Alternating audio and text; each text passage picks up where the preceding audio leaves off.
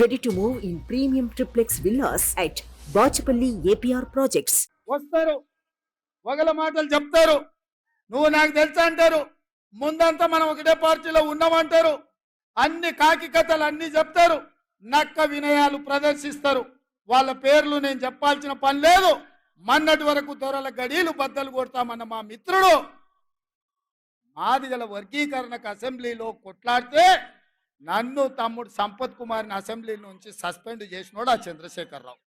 అట్లాంటోని పక్కన మా మిత్రుడు ప్రవీణ్ కుమార్ పోయి చేరడము మన పాలమూరు ఆత్మగౌరవానికి మంచిదా? మీరు ఆలోచన చేయండి.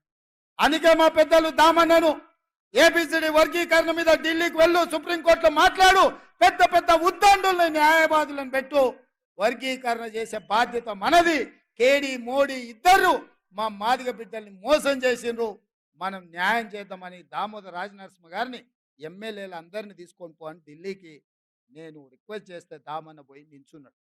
అందుకే మిత్రులారా, ఇవాళ ఒక్కొక్క సమస్యను ఒక్కొక్క చిక్కుముడిని విప్పుకుంటా మీ ఆశీర్వాదంతో ముందుకెళ్తున్నా.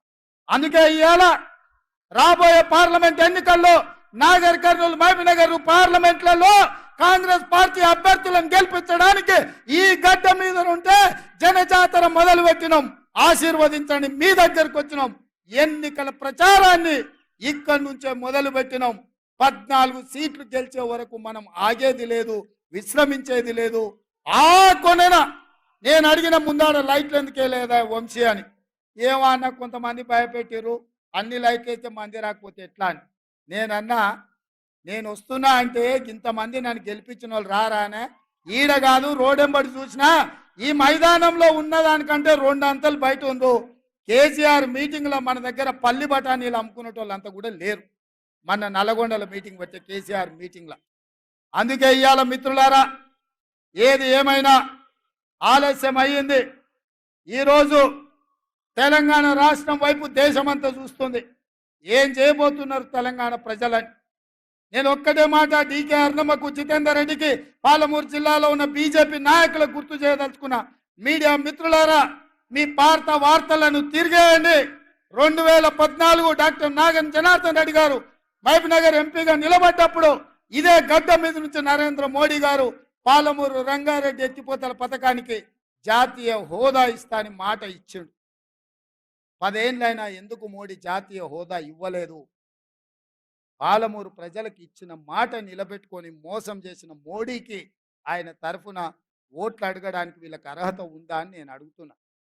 అందుకే ఇవాళ ఎవరు వచ్చినా, ఏం అడిగినా, ఏమి చెప్పినా నా వేదిక మీద ఉన్న ఎమ్మెల్యేలకు నేను సూచన చేయదలుచుకున్నా.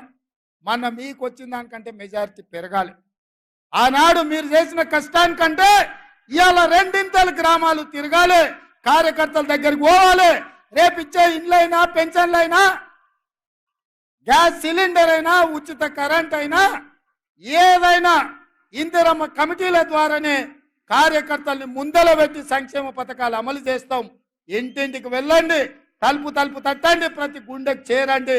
మా ప్రభుత్వంలో పేదలకు అండగా నిలబడుతుందని చెప్పండి. ఎమ్మెల్సీ ఎన్నికల్లో కూడా కాంగ్రెస్ పార్టీని గెలిపించండి. మీ బిల్లులు ఇప్పించే బాధ్యత జీవన్ తీసుకుంటాడు. మీకు అండగా నిలబడడానికి పార్టీ ఉంటుందని తెలియజేస్తున్నా. ఇవాళ